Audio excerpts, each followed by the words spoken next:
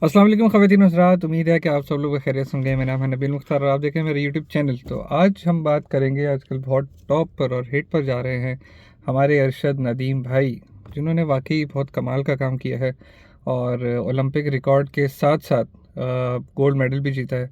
उससे पहले वो कॉमनवेल्थ गेम्स में भी गोल्ड मेडल ला चुके थे और उसके अलावा दीगर इवेंट्स में भी सिल्वर और ब्रॉन्ज वो ला चुके थे। लेकिन इस बार क्योंकि उन्होंने रिकॉर्ड भी कायम किया है और पाकिस्तान की हिस्ट्री में 40 साल बाद गोल्ड मेडल ओलंपिक की तरफ से पाकिस्तान में आया है, तो ये सारे बहुत खुशी की बात है हमारे लिए। बहुत बड़ी अचीवमेंट भी है पाकिस्तान की हिस्ट्री में और स्पोर्ट्स के लिए। और आखिरकार लोगों को ये भी पता चला कि क्रिकेट के अलावा भी जो है दीगर गेम्स हैं वो कराची में मौजूद हैं, पूरी दुनिया में मौजूद हैं, जो खेले जाते हैं लाहौर में, इस्लामाबाद में, पाकिस्तान में और दुनिया के दीगर ममालिक में ये खेल खेले जाते हैं और इनके लिए बड़ी बड़ी एकेडमीज़ और ये सारी चीज़ें बनी हुई है। लेकिन अनफॉर्चुनेटली पाकिस्तान में इस तरह की चीज़ें मौजूद नहीं हैं।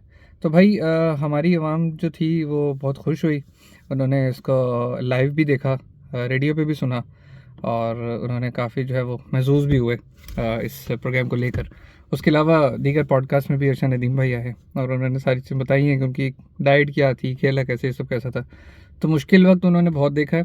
आज जो कह रहे हैं कि जी सर आपका विजन था, सर आपकी वजह से कुछ हुआ, आपने उसको चांस दिया, आपने सब दिया, तो वो ये लोग उस वक्त कहाँ थे। सवाल ये है कि जब उनके पास जेवलिन के पैसे नहीं थे और वो लकड़ी की जो टाली होती है उसको बोलते हैं, लेकर फेंक फेंक के वो प्रैक्टिस करते रहे, बहुत पहले की बात। फिर उनके पास जेवलिन के पैसे नहीं थे, ये भी बोलने में, उनके पास जूते नहीं थे, स्पॉन्सर नहीं थे, तो उन्होंने किस तरीके से अरेंजमेंट किए। तो आज जो है सारे दावेदार बन रहे हैं इनाम के, लेकिन उस वक्त जब वो मुश्किल वक्त में थे तो उस टाइम किसने उनको पूछा और फैसिलिटेट किया। आफ्टर ऑल इसमें कुछ बड़े नाम हैं जो ज़ाहिर बैक एंड पे सपोर्ट करते रहे हैं, लेकिन उन्होंने अपने आप को जताया नहीं मोमेंट पे आके, जिसमें सबसे बड़ा नाम वकार ज़का का है, जिन्होंने एक बड़ी कीमत उनको दी प्रिपरेशन के लिए कि वो अपनी ओलंपिक्स के लिए जो उन्होंने गोल्ड मेडल लिया उसकी प्रिपरेशन करें। उसके बाद अहमद शहजाद क्रिकेटर, उन्होंने सपोर्ट किया, उन्होंने भी एक हैवी अमाउंट दे रखी थी अहमद शहजाद को कि वो आप अपनी जो है वो स्ट्रगल जो है उसको कंटिन्यू रखें और ये सारी चीज़ें जीतें। उसके बरक्स जो हमारी लोकल नौजवान अवाम है, उनको तो बस यही चाहिए था कि अरशद भाई हमें भी डंडे पे बिठाएं और जर्मनी और अमेरिका भेज दें। हमारे लोगों को सिर्फ फ़िलहाल अभी बाहर जाने का जुनून है, लेकिन जो बाहर कुछ सीख कर पढ़ कर जाएंगे तो बाहर कुछ होगा भाई।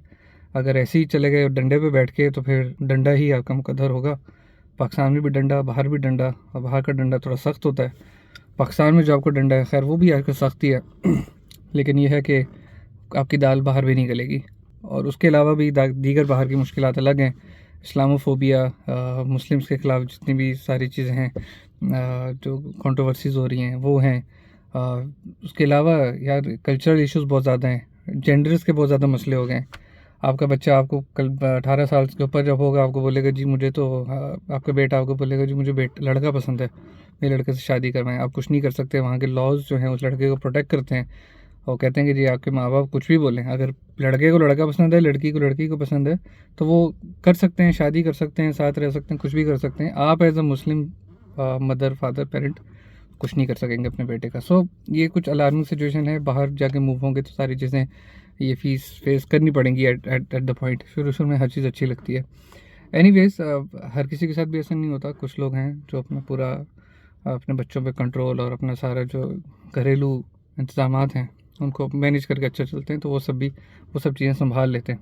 एनीवेज तो हम बात करते हैं कि अरशद नदीम भाई जो है वो रातों रात जो है वो मिलियनेयर बन गए। और तो अब लोग मुझसे फ़ौरन में ये बात करेंगे यार हमें भी उम्र में 32 साल की उम्र में अरशद भाई जो हैं वो मिलियनेयर बन गए हैं। लिटरली मिलियनेयर बन गए क्योंकि गवर्नमेंट ऑफ पाकिस्तान की तरफ से उनको 10 करोड़ रुपए का इनाम दिया गया और गवर्नमेंट ऑफ पंजाब की तरफ से उनको जो है वो 15 करोड़ का इनाम दिया गया है। 25 करोड़ तो सीधे सीधे ये हो गए। उसके अलावा छोटी मोटी कंपनी स्पॉन्सर्स जैसे टोयोटा ने कोरोला क्रॉस दी है, वो भी तकरीबन 1 करोड़ के करीब वो गाड़ी भी है।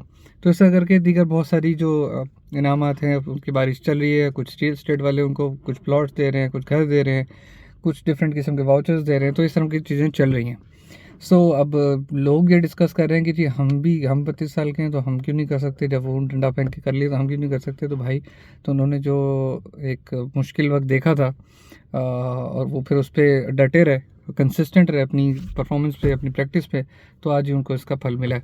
आप भी कुछ भी कर रहे हैं तो उसमें कंसिस्टेंट रहें। और अपना 100% दें, आपको भी सारी चीज़ें मिलेगी। डंडे पे बैठ के तो आप नहीं पहुंचने वाले भाई, वो डंडा मुड़कर जो है ना वो कहीं और ही चला जाएगा।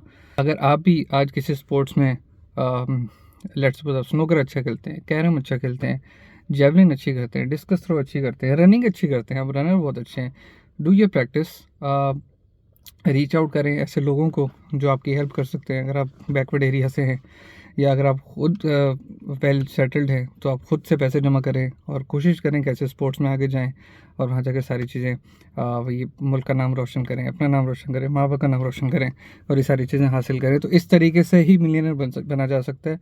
आज की यूथ को ओवरनाइट मिलियनर बनना है, बिलियनर बनना है, बिल्कुल पॉसिबल नहीं है मेरे भाई। उनकी भी 10-12 साल की स्ट्रगल है।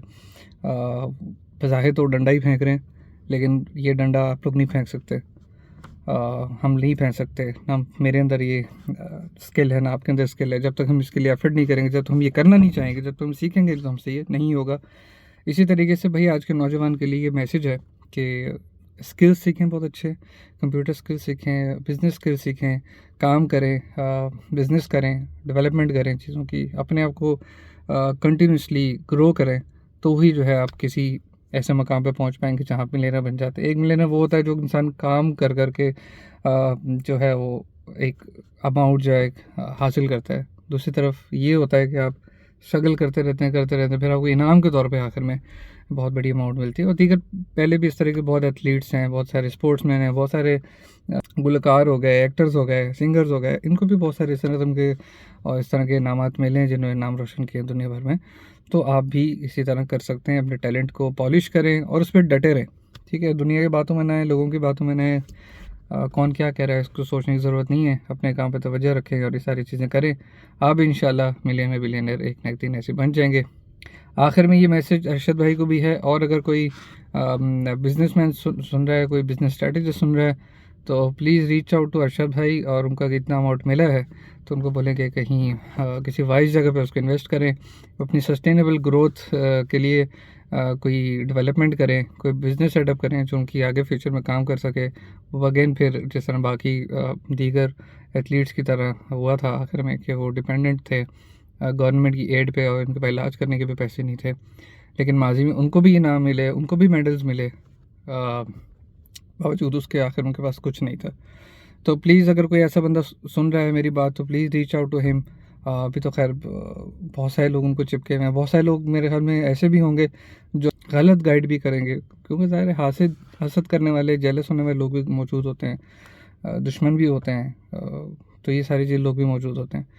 तो एनीवेज अगर आप कोई उनके करीब है तो please reach out to him और उनको अच्छा गाइड करें, अच्छा समझें, अच्छी सारी चीज़ें करें। आज तक के लिए बहुत शुक्रिया वीडियो देखने का। अगर आप इसको अच्छे लगे आप इसको शेयर करें, अपनी राय से भी ज़रूर आगाह करें, नीचे कमेंट में मुझे बताएं कि आपके इस हवाले से क्या तासुरात हैं।